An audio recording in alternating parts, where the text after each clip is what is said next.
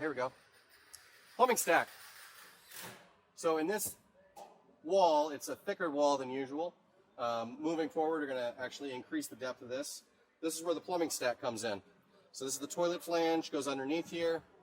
If you look here, you can see all the plumbing for the toilet, the sanitary stack, the waste lines, the vent lines.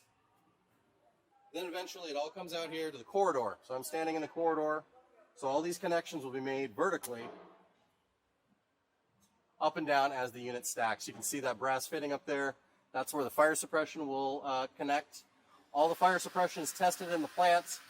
All the electrical system, all the plumbing systems, all tested in the plant before it leaves. Make sure they ensure quality.